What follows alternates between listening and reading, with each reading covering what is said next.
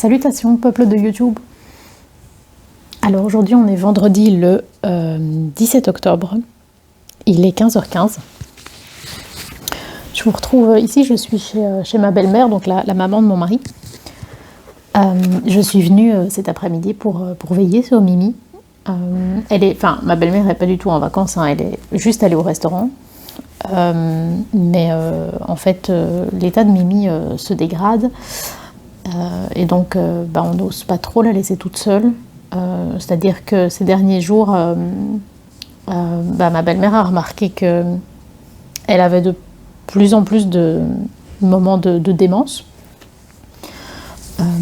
Mimi est très très vieille, donc elle est sénile depuis longtemps, depuis je pense facilement plusieurs années. Elle était sourde, donc elle miaule beaucoup. Et ici, il y a vraiment des périodes pendant lesquelles elle miaule énormément et elle tourne en rond. Elle a l'air de plus savoir où elle est, ce qu'elle fait. On a observé que sa vue baissait ou était... qu'elle voyait plus du tout. Je ne sais pas lequel des deux. En tout cas, c'est l'impression qu'elle donne. Et j'ai regardé avec la lampe, la lumière du GSM, et ses pupilles réagissent à la lumière, mais par contre, on voit que le fond de l'œil est plus clair qu'avant. Donc je pense que ça, c'est un signe de la cataracte.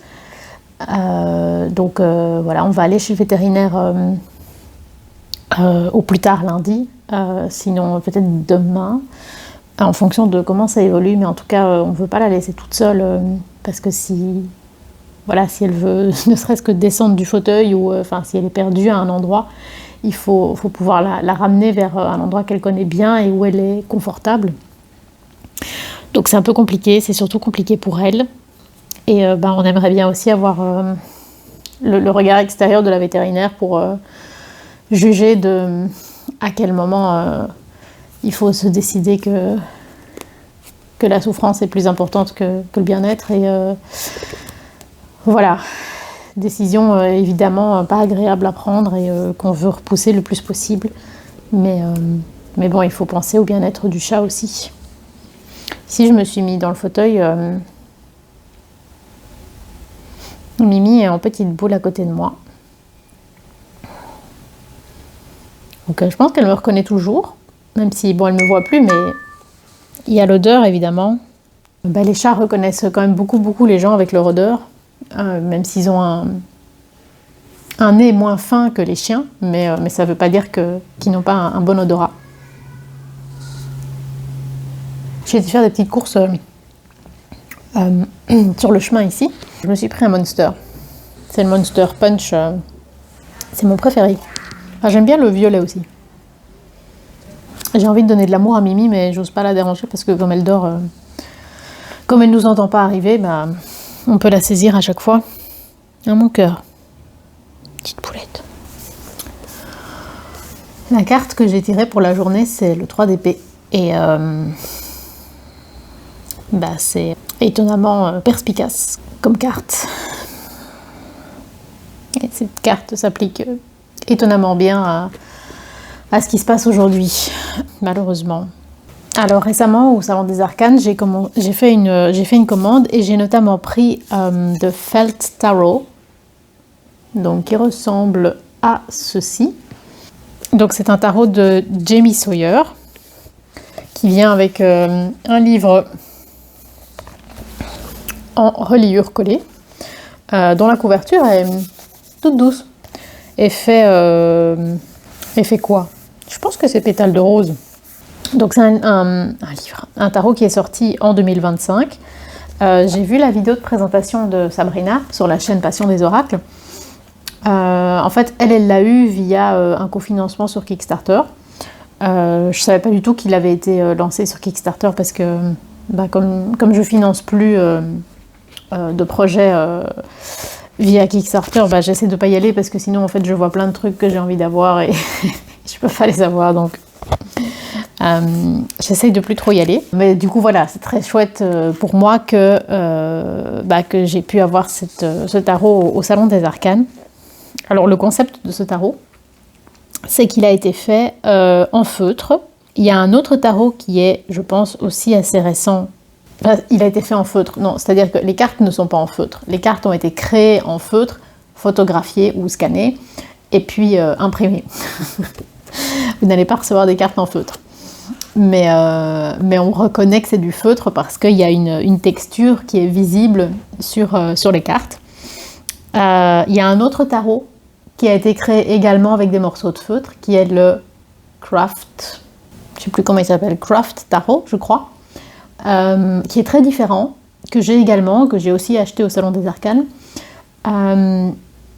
Forcément, les gens vont les comparer parce que ils sont tous les deux faits en feutre et c'est quelque chose d'assez rare. Hein. C'est pas comme si tous les tarots étaient faits comme ça. Mais je pense que c'est un peu vain de les comparer parce que c'est vraiment pas du tout la même chose. À part le fait qu'ils soient faits en feutre, ils se ressemblent pas. Dans le sens où le craft tarot, en fait, le principe c'est vraiment de reproduire les scènes du rider simplifié mais en feutre, tandis que celui-ci, il y a tout un redesign des cartes. Donc il est fait en feutre, mais il est aussi complètement redessiné, réinventé, remis en scène. Il y a un côté beaucoup plus fin dans celui-ci, dans le Felt Tarot, qui quelque part me plaît moins, parce que l'autre est... Je dis qu'il ne faut pas les comparer, je les compare. L'autre est plus brut, plus authentique, j'ai l'impression. Enfin, non, je peux pas dire ça, mais entre guillemets plus simple. Et souvent, quand c'est un peu plus simple, ça me plaît plus.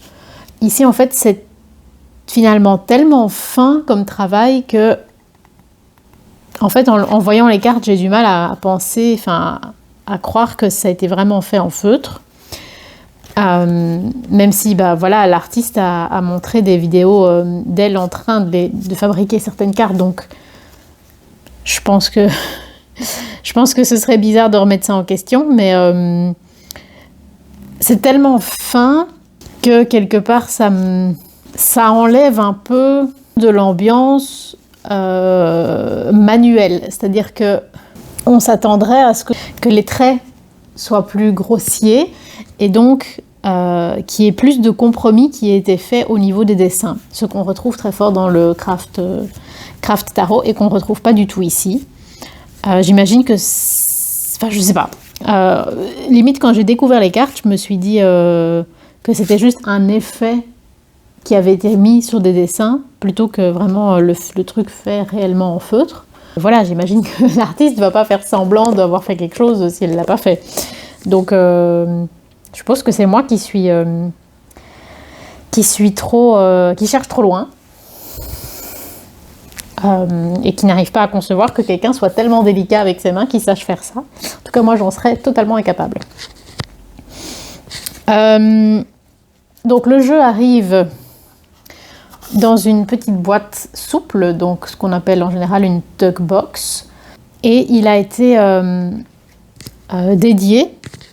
Il y a une dédicace qui est faite dans le livre et à l'arrière de la boîte du tarot à Barney, qui est le chien, qui était le chien de la créatrice. Et ça, je trouve ça évidemment très touchant et très beau. On va d'abord regarder un peu le livre. Donc, ceci, c'est l'avant. Ceci, c'est l'arrière. Les infos qui sont reprises à l'arrière du livre sont les mêmes que celles à l'arrière de la boîte. Alors, c'est chouette d'avoir un grand livre, c'est agréable.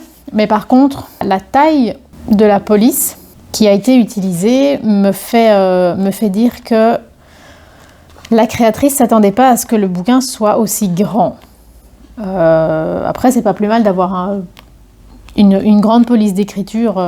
Enfin, moi, ça m'est égal parce que je vois très très bien de près. Mais je sais que c'est pas le cas pour tout le monde. Mais j'ai l'impression que quand je vois la taille de la police, qu'elle s'attendait à ce que le bouquin soit plus petit que ce qu'il est. Quand on ouvre, on a ceci, donc qui est le patron, le dessin à partir du... Oh, il y a les lampes qui font des flickering sur mon image. Donc ceci, c'est le patron, le dessin que la créatrice a utilisé, sur laquelle elle a mis le feutre petit bout par petit bout. Donc voilà, elle dédie son jeu à Barney, qu'elle a mis en carte du fou. Vous avez d'abord un petit mot un prologue, puis une introduction de 3 pages sur le tarot, également 3 pages sur les tirages. Donc elle explique qu'elle ne développe pas de grands tirages dans ce livre, parce que l'idée c'est plutôt que chacun découvre un peu le tarot et fasse son chemin avec son tarot. Elle explique ce qu'elle fait comme type de tirage, mais voilà, ça reste des choses tout à fait conventionnelles par rapport à ce qu'on rencontre à plein d'autres endroits. Et ensuite, on passe à l'interprétation des cartes.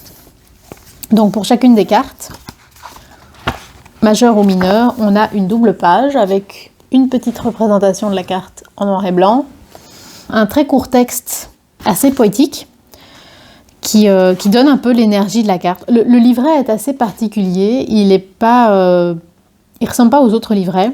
Je ne sais pas trop quoi en faire, dans le sens où les quelques tirages que j'ai fait avec le jeu, j'ai lu ce qu'il y avait dans le livret, mais ça m'a pas spécialement plus parlé que ça. Je me suis plus fait mon interprétation à moi des cartes. Maintenant, j'aime quand même bien voir ce qu'un auteur a à dire de son jeu. Donc, j'ai pas envie d'ignorer complètement le livre. Mais clairement, si c'est votre premier jeu, vous n'allez pas vous en sortir juste avec ce livre. Enfin, je pense pas. J'ai l'impression que vous serez perdu et que vous n'allez pas comprendre ce qu'on vous veut. Puis il y a les drawing notes. Donc, je ne sais pas si c'est les notes qu'elle a prises pour décrire le fou avant de faire son dessin, ou si c'est les notes qu'elle a écrites après avoir réalisé son dessin. Rien n'est vraiment descriptif, mais ça ne décrit pas non plus ce que c'est censé représenter comme carte. Donc c'est assez vague. Je dis pas que c'est pas intéressant. Je suis pas certaine de savoir ce que je vais en faire, tout simplement.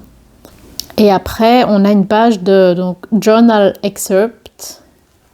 Je suis pas sûre de comment ça se prononce. C'est un peu une réflexion autour de ce que représente la carte et ce qu'elle a choisi de représenter sur la carte. En tout cas, c'est comme ça que je l'ai compris. Ensuite, on a une postface et c'est tout. Alors, le dos est comme ceci, donc avec 2 petits serpents qui s'entremêlent. Je ne sais pas à quel point la caméra on va arriver à voir cet effet de feutre. Donc, vous remarquez évidemment que c'est pas réversible. Et par contre, voilà, ici mes cartes sont en droit envers. Mais donc c'est réversible dans le sens où vous allez toujours garder un dos. Là, comme ça, vous ne voyez pas que les cartes sont en droit envers. C'est plus si vous tombez à un moment sur une carte, là, vous voyez, elles ne sont pas dans le même sens.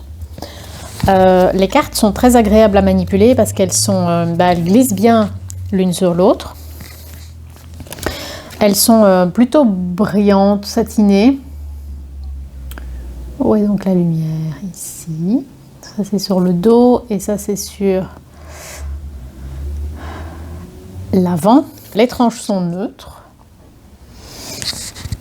Elles s'étalent très bien, hein, évidemment. Elles sont agréables à battre. C'est une taille normale de tarot. Et donc, c'est pas super confortable pour moi de les tenir comme ça. En général, je les tiens dans l'autre sens. Et elles sont très chouettes pour faire le shuffle. Elles sont souples et elles ne s'abîment pas. Et voilà, elles reprennent tout à fait leur forme quand on les plie légèrement. Donc moi, c'est le type de carte que j'aime bien. Hein. C'est des cartes à l'américaine. En général, les francophones préfèrent des cartes plus épaisses. Mais moi, j'aime beaucoup ce style de carte. Mes cheveux m'énervent. Donc, les cartes sont présentées dans un cadre de couleur lin, enfin beige, en feutre. Et autour encore, on a un bord qui, lui, varie selon la suite dans laquelle on se trouve. Donc pour les épées, c'est une sorte de gris, peut-être légèrement violacé, mais plutôt gris. Pour les coupes, c'est bleu. Pour les deniers, c'est vert légèrement kaki. Pour les majeurs, c'est un violet pourpre. Et pour les bâtons, c'est un orange qui tire un peu vers le jaune, mais clairement orange.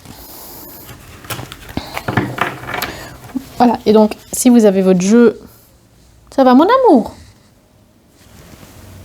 Coucou Mimi. Coucou ma douce. Ce qui est compliqué aussi, c'est que du coup, si elle doit aller faire pipi, je ne sais pas très bien comment comprendre son message. Voir si elle doit boire encore. Est-ce que tu veux boire, mon trésor? Regarde. C'est de l'eau, Mimi. C'est de l'eau. Tu veux boire de l'eau? Pas d'eau. Est-ce que tu veux manger un peu de pâté? Ah. C'est intéressant.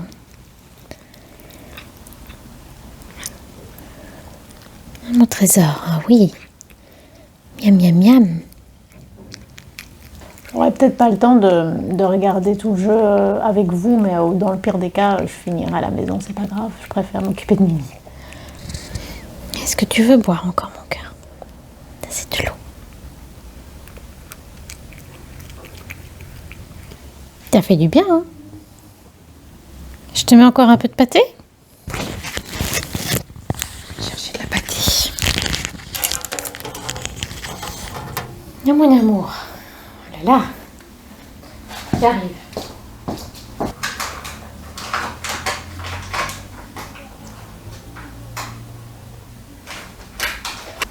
Coucou ma belle. Coucou. Tu veux encore de la pâté?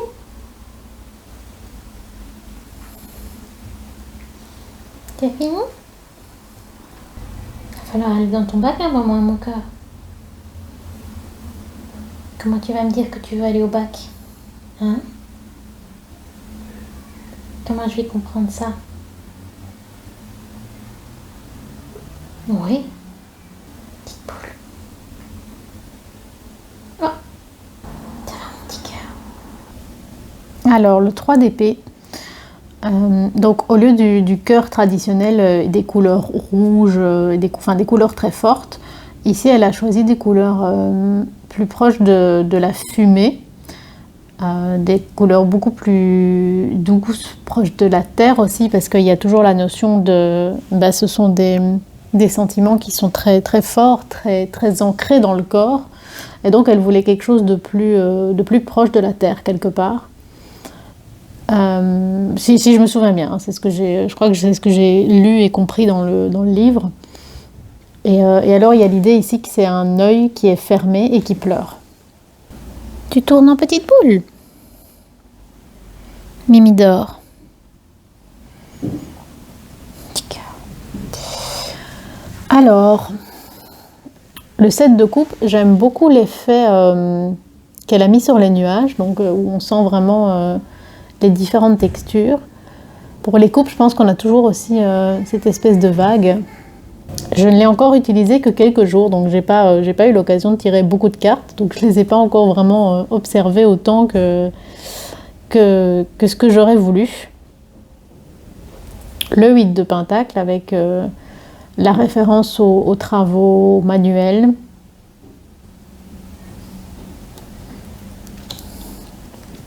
Vous voyez, même en termes de dessin, il est loin d'être simple, alors que justement, il est fait, en plus, il est fait en feutre. Donc, c'est vraiment assez étonnant comme travail. La lune, où je pense que c'est l'idée d'une éclipse. Après, du coup, on n'a pas la représentation habituelle avec l'écrevisse, le chien et le loup, etc. Et alors, ce qui est frappant aussi dans ce jeu, c'est qu'on reconnaît assez bien les cartes du rider, mais par contre, on n'a pas du tout de représentation des gens. C'est-à-dire qu'on a les décors, on a les objets, on reconnaît les cartes, mais les personnages ne sont pas là. C'est quelque chose que j'aime encore assez bien, mais qui n'est pas spécialement facile quand on ne connaît pas encore bien le tarot. Petite boule. Donc ici, le chevalier d'épée. Donc on a le casque qu'on voit de profil avec son épée en premier plan. Et par exemple, on reconnaît les deux oiseaux en arrière-plan. On reconnaît la forme des nuages, la couleur du ciel. C'est vraiment la carte refaite, mais vraiment redessinée. C'est pas juste refaite en feutre. Alors pour la roue de fortune, on a pas mal de détails sur la roue elle-même et pas du tout autour. Pour le hiérophante, j'ai l'impression que ça m'évoque un peu une ambiance du tarot de Thoth. Alors pour le page, ici je retrouve la représentation un peu plus étrange. Elle me parle moins puisqu'on a comme le visage du personnage, mais dans lequel se dessine l'oiseau. Donc c'est un peu plus difficile à lire, je trouve, comme illustration. Le 8 de coupe, on reconnaît très très bien les décors. Si on connaît bien le rider, on reconnaît directement sur quelle carte on est. Et ce que j'aime bien, c'est aussi toutes les craquelures dans l'escalier, donc qui, je ne sais même pas si elles sont présentes dans le rider initial ou pas, mais qui font comprendre que c'est un chemin dangereux et difficile à prendre. Nécessaire probablement, mais vraiment difficile. Pour le 9 d'épée, ici, on n'a pas la représentation classique du lit. Un peu dommage. Moi, j'aime beaucoup cette image de l'insomnie. Ici, c'est plus simple, même si ça n'a pas dû être facile à faire. Hein, toute cette fumée en feutre, ça n'a pas dû être une mince affaire. Alors, pour l'ermite, on est à l'entrée de sa caverne. On voit sa canne et sa lanterne, la mer à l'horizon, les stalactites. C'est très chouette, je trouve, la représentation de l'ermite. Alors pour le 9 de pentacle, on est dans le jardin, dans les vignes, et on a l'oiseau de proie que la dame porte en général sur son bras. Il y en a un petit escargot. On reconnaît vraiment très bien les cartes. Hein. À ce niveau-là, il n'y a rien à dire. Alors, le roi de pentacle, de nouveau, pour les personnages de cour, on a la silhouette du visage qui est évoquée avec des éléments du décor. C'est, je trouve, un peu plus compliqué. Ça me parle moins. Par contre, celui-ci, j'aime bien, le chevalier de pentacle. Là, je trouve que c'est beaucoup plus lisible. Et c'est très joli, les feuilles de chêne comme ça sur son armure. La reine de bâton. J'aime bien la manière dont les fleurs, dont elle porte les fleurs de tournesol en couronne, et dont le chat a été intégré à sa silhouette. J'aime moins l'apparition de la lionne, mais je le comprends par rapport à la reine de bâton. L'as de bâton, qui fait vraiment plus baguette magique que bâton. En même temps, en anglais, c'est ça que ça veut dire. Le 8 de bâton est très joli, avec ce feu qui tourbillonne. C'est différent d'habitude, mais c'est sympa, je trouve. Alors, la tour, pour laquelle il y a une référence à l'énergie nucléaire, hein, puisque déjà, il y a la forme de la tour elle-même, il y a l'anneau du champignon atomique, et ici, on a une référence à l'atome lui-même. Donc, c'est intéressant. C'est bien observé et c'est pertinent. Je crois qu'elle est américaine, Jamie Sawyer. Le page de bâton. On dirait qu'il a un bob comme s'il était en vacances. Des petits cheveux rouges. Le 9 de coupe, où on a une référence au fait que en cartomancie traditionnelle, le 9 de coupe est souvent associé, enfin le 9 de cœur est souvent associé au 9 de coupe. On fait un parallèle entre les deux, et le 9 de cœur, c'est la carte des vœux, la carte des souhaits. Donc dans l'idée que ce qu'on souhaitait s'est réalisé. Et d'où, j'imagine, la présence de la lampe magique. Alors, tempérance avec... je crois que c'est censé être un ange, parce que je sais que dans la manière dont les anges sont décrits dans la Bible, ou en tout cas dans une partie de la Bible, ils sont représentés comme ça avec plusieurs ailes, plusieurs yeux. Enfin, c'est une chose très très étrange. En tout cas, c'est ce que j'en ai toujours entendu. Le 4 de bâton, où je pense que l'idée c'est que les bâtons eux-mêmes deviennent des feux d'artifice. Après, moi perso, je lis pas complètement le 4 de bâton à la fête, à la célébration. Pour moi, ça c'est plus le 3 de coupe. Pour moi, dans le 4 de bâton, il y a plus la notion d'être à la maison, d'être chez soi et d'un confort retrouvé. Mais c'est peut-être juste moi, hein. La reine d'épée est très belle. J'aime bien quand on a vraiment bien le visage dessiné en silhouette, de profil comme ça. Et c'est une libellule qui a été dessinée sur son visage. Et j'aime bien l'association des perles pour la reine d'épée. Je trouve que ça lui va bien. En fait, de manière globale, je trouve que le tarot aurait pu être intéressant même sans qu'il ait été fait en feutre, en fait, parce que les dessins sont originaux et fins. Donc, elle aurait pu le faire juste en dessin. Il aurait quand même été très intéressant. Voilà, pour moi, le fait qu'il soit en texture feutre, entre guillemets, c'est juste un détail. Tandis que pour le craft tarot, c'est plus central en fait. Le diable. Les petites bougies en dessous, c'est elles qui sont enchaînées. D'une carte à l'autre, on a des couleurs fort différentes qui sont utilisées, mais je trouve que sur une même carte, les couleurs vont toujours bien les unes avec les autres. Donc il n'y a pas spécialement une gamme de couleurs définie pour le tarot. C'est plus par carte que la gamme a été définie. La reine de Pentacle. Ici, je trouve que, de nouveau, on sent moins les contours du visage. Je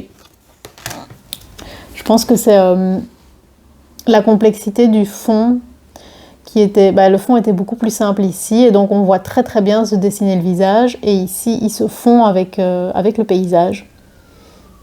Je préfère ceci. C'est plus lisible, je trouve. Après, vous en foutez peut-être de ce que je préfère. Je pense que l'idée n'est pas spécialement mauvaise, mais je trouve ça un peu trop compliqué. Une voiture de police qui passe. Le roi d'épée. Ce qui me frappe, c'est qu'on reconnaît vraiment très bien le décor. C'est surtout ça que j'aime bien. L'as de coupe. J'aime bien les petites plantes. C'est bien représenté, je trouve. Alors, le pendu, j'aime beaucoup, mais j'étais fort étonnée de voir, entre guillemets, juste un arbre. J'imagine que c'est ceci et que c'est un cocon. Je suis pas sûre à 100%, mais en tout cas, je trouve la carte très belle. Le roi de bâton. On a toutes des couleurs très feu, avec évidemment la salamandre. La manière dont il y a des petites flammes, des petites fumées comme ça sur le bâton, ça fait penser à un manga que je connais pas, mais qu'on m'a dit qu'il était très bien. C'est Avatar, je crois. Le 2 d'épée. Et c'est intéressant d'avoir la référence au miroir sur lequel on a mis un voile, donc pour se voiler la face, tout simplement, littéralement. La mise en scène est très bonne, je trouve. Le 10 de bâton. Peut-être un peu plus compliqué à représenter le danger potentiel du feu ici au-dessus duquel on passe, alors qu'on est en bois. J'imagine que c'est peut-être ça l'idée. Le 2 de pentacle. Garder la tête au-dessus de l'eau. L'étoile, je trouve les couleurs très belles. Elle est peut-être un peu plus abstraite, bien qu'on a ici quand même l'eau qui est versée sur la terre avec toutes les fleurs qui poussent. Elle est peut-être plus dure à comprendre quand même. Mais j'aime bien les couleurs. Le chariot, il y en a des détails. Je me demande si les lignes noires ont été redessinées genre au feutre par-dessus, enfin au marqueur, je veux dire, par-dessus le feutre, la matière. J'ai l'impression que ça a quand même été redessiné par-dessus, ça me semblerait tellement incroyable. Ça me dépasse. La force. Ouais, c'est peut-être un peu plus dur à comprendre, ça, si on n'a pas les codes. Un peu trop abstrait pour moi. La mort, qui est très belle, très imagée, mais j'aime beaucoup. La reine de coupe, où on a des petits coquillages pour faire sa couronne. On a de nouveau des perles, mais d'une couleur différente.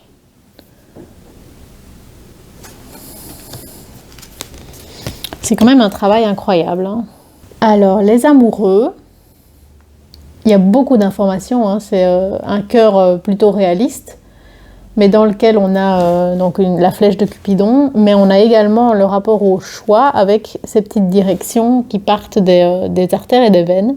C'est très très ambitieux hein, comme tarot, parce que non seulement il y a beaucoup de choses, enfin elle a tellement représenté beaucoup de choses dans ces cartes que même en dessin ça aurait été un défi. Donc ça me renverse en fait. La grande prêtresse, que je trouve très très intéressante, avec donc à l'intérieur de cette grenade, cet escalier en spirale qui plonge dans les profondeurs, très intelligent, très imagé. J'aime beaucoup, et ça c'est une des cartes que j'ai tirées dans ces jours-ci. Le 10 de Pentacle, qui me parle évidemment énormément, vous vous en doutez bien. Quelle belle manière de représenter sa famille. Le soleil. On n'a plus les enfants, on a juste le cheval et les tournesols. Alors pour le 4 de Pentacle, on est dans un boulier compteur.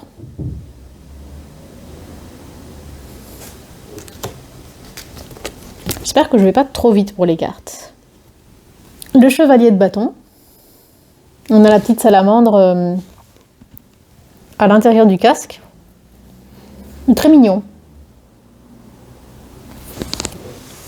L'as de Pentacle. J'aime bien les petits fruits qui mûrissent. Le 6 d'épée. Je trouve que là, je reconnais les couleurs, mais je ne reconnais pas spécialement l'intention de la carte. Ou alors, c'est peut-être que je ne la comprends pas. Ou c'est juste l'idée qu'on voit l'horizon vers quoi on va. Peut-être. Mais j'ai plus de mal à la lire, celle-ci. Le 8 d'épée, où on a le cerveau qui est figé, enfermé.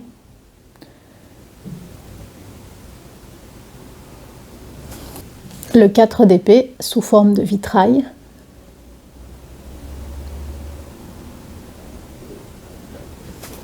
Le 3 de bâton, où on voit à l'horizon un petit bateau qui part à l'aventure. Enfin, je pense que c'est 3 bateaux qui partent à l'aventure. Le soleil est très beau, j'aime beaucoup le dessin. Les rayons imagés vraiment flamboyants, comme si c'était un feu. Je trouve ça très joli. Le page de coupe. Je trouve ce poisson adorable et il y a comme s'il essayait de réconforter le petit page. Très joli 5 de denier avec le portail fermé sous la neige. C'est très intelligent hein, comme manière de représenter. La plupart des cartes sont vraiment très réussies dans leur mise en scène. C'est vraiment bien pensé. Le 5 d'épée. Je crois que c'est l'idée un endroit ravagé après la guerre. l'empereur, qui en gros nous montre son empire.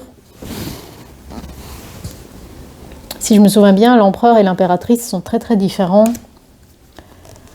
Je le garde sur le côté pour le mettre en parallèle de l'impératrice.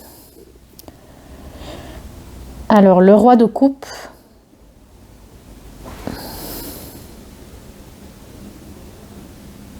Un petit côté oriental avec, je trouve, ces coquillages sur le chapeau. Je ne sais pas pourquoi, mais ça m'évoque un style oriental. Et ça m'évoque aussi l'aventure, puisqu'il y a le voilier dans son visage.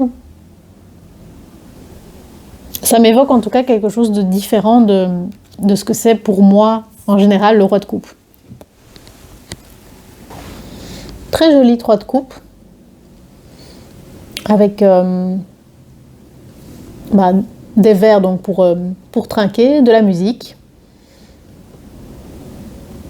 Et j'adore quand on n'oublie pas de représenter le petit potiron. Le 10 d'épée. Il me surprend un peu. Je suis pas sûre de complètement le comprendre. Il y a un peu je comprends un peu une notion comme de spectacle de prestidigitation. Je sais pas si c'est l'intention ou pas, mais c'est ce qui me vient en voyant le dessin. L'as d'épée. Le travail sur la fumée, fumée, nuages, etc. est assez étonnant. En fait, au fur et à mesure des cartes, on oublie que c'est en feutre, tellement c'est précis. Alors le monde, j'aime beaucoup. Le fait que le personnage soit une ballerine, je trouve que... moi, ça me parle énormément, hein, j'adore la danse classique. Je trouve que ça lui va très bien. Je préfère voir ça plutôt que cette nana à poil qu'on voit en général. Très joli. Le 7 d'épée. Ici, je trouve que... si on connaît pas la carte du rider normal, j'aurais pas su comprendre la carte. Ça aurait pu signifier plein d'autres choses. Le 7 de bâton avec un éventail. Après, face au feu, je pense que l'éventail, ça va juste... ça va protéger de rien du tout, ça va juste attiser le feu. Mais je sais pas si c'était ça l'idée ou pas, mais... Le 5 de coupe, où on reconnaît la carte parce qu'on a la cape du personnage qui est si triste dans le 5 de coupe habituel. Et je trouve ça très parlant, le fait que la cape soit à l'intérieur d'une maison. Je ne sais pas si c'est sur un banc ou même peut-être sur un cercueil, j'en sais rien, mais donc à l'intérieur. Et on voit à l'extérieur qu'il fait très beau, que le soleil se lève. Pour moi, le 5 de coupe, c'est une carte qui raconte un seul être vous manque et tout est dépeuplé. Et donc le fait qu'un chagrin, par exemple, soit si grand qu'on n'arrive plus à voir tout ce qui se passe autour de nous. Le 5 de bâton. Alors graphiquement, je trouve le feu très joli, mais par contre, la carte est plus difficile à comprendre si on ne connaît pas le rider, quoi. Quand je fais des critiques, ça ne veut pas dire que j'aime pas le jeu et que je le trouve pas beau, hein. C'est vraiment plus pour essayer de pousser l'observation, entre guillemets, le plus loin possible, même si on regarde les cartes en quelques secondes, hein, donc ça reste assez superficiel. Le 6 de pentacle, où on voit qu'on vide sa bourse, et on voit les 2 petits plateaux, donc dans l'idée de faire les comptes, de rembourser ce qui doit être remboursé, et pour moi, je le dis toujours, hein, mais le 6 de denier, pour moi, c'est plus payer ses dettes que être généreux avec tout le monde. Le page de pentacle, qui est très très joli, mais je suis pas sûre de bien comprendre. Par exemple, c'est très joli cet escalier avec ce jardin très entretenu, etc. Mais le livre me surprend. Il est très rêveur du coup. Le chevalier de coupe. J'aime beaucoup les petits poissons, l'hippocampe. Très, très mignon. Très beau 6 de coupe, avec la référence à la petite enfance, très intelligent. L'impératrice sous forme de corne d'abondance. Et donc, voilà, si on compare les deux, ils n'ont pas spécialement l'air d'être connectés plus que ça l'un à l'autre. Après, je pense que c'est plus dans le Marseille qu'ils sont spécialement connectés, plus que dans le Rider. Le 2 de coupe, j'aime bien les 2 petits serpents. Le 9 de bâton. Ici aussi, pour moi, là, on est un peu trop abstrait. Je suis pas sûre de comprendre, de savoir prêter une intention à ce dessin sans savoir ce qu'est le 9 de coupe de manière théorique. Le 6 de bâton, où là, le lien avec la victoire est quand même assez explicite. Le jugement. C'est joli, ces bulles comme ça, c'est comme si c'était les âmes des défunts. Je trouve qu'il y a une chouette réflexion à la manière de représenter les cartes vraiment comme elles étaient, mais sans avoir de personnage. Il y a vraiment eu tout un travail de remise en situation. Le fou, avec le fameux petit Barnet. Très très chou. La justice. De loin, sans lunettes, moi je vois un visage avec les plateaux qui font des yeux qui brillent. Je suis très myope, hein, donc sans lunettes, je peux imaginer plein de choses. Le 7 de pentacle, très très mignon, une petite plante style d'olivier qu'on vient de mettre en terre. Très joli. Le magicien. Alors, au lieu d'avoir toute une arche de rose, la rose est représentée comme socle, comme pied de la table. Le 10 de coupe. J'aime bien le fait que l'arc-en-ciel soit complet, qu'on ait toutes les couleurs. J'aime bien les arcs-en-ciel. Je le dis à chaque fois. Le 3 de pentacle avec tous les objets de mesure d'architecture. Parfois, le 3 de pentacle, c'est le travail en équipe, et parfois, c'est... ici, par exemple, je ne ressens pas spécialement la notion du travail d'équipe. À moins que ce soit l'idée des différents corps de métier. Ça, c'est possible aussi. Le 2 de bâton, avec la petite map monde que normalement le personnage tient dans sa main. Et le 4 de coupe, qui est aussi, je trouve, plus difficile à lire quand même. Voilà, on a regardé toutes les cartes. Alors j'aime beaucoup ce tarot, je regrette absolument pas de l'avoir pris, mais je regrette absolument pas non plus d'avoir pris le Craft, je crois que c'est pas comme ça qu'il s'appelle, mais bref, le Craft Tarot, on va dire. Et si jamais vous vous dites... que vous devez choisir entre les deux parce que ça n'a pas de sens d'avoir 2 jeux sur le thème du feutre, pour moi c'est un faux débat. Dans le sens, c'est pas que je vous pousse à nécessairement acheter les deux, mais le fait qu'ils soient tous les deux faits en feutre, c'est anecdotique. Parce que c'est vraiment pas du tout le même type de jeu. Pour moi, dans ce jeu-ci, le fait qu'il soit fait en feutre finalement est anecdotique.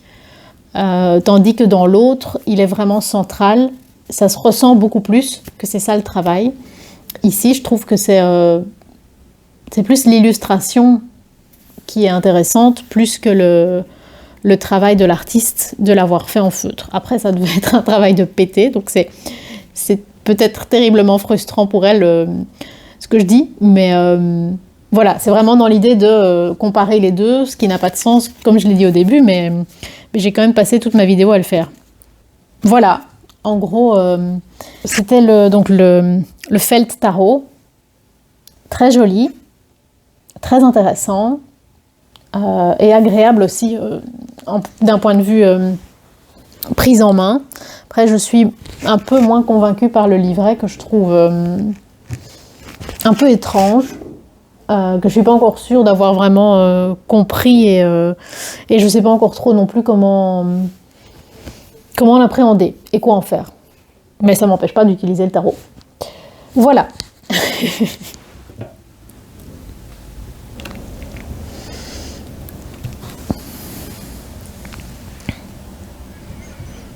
Oui, ma petite boule. Ma petite boulette. Oui. C'est moi, mon amour. Coucou. Coucou, mon bébé chat. Oh oui. Oui, oui, oui, oui, oui. Oui, oui, oui, oui, oui.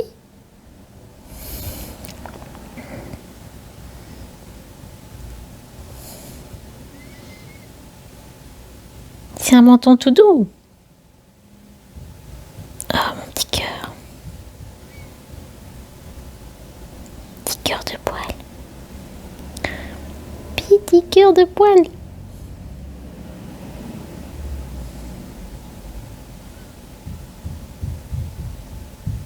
Ma mimi d'amour. C'est un petit château chaud.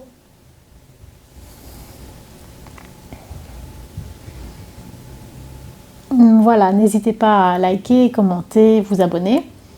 Et Mimi et moi, on vous souhaite longue vie et prospérité.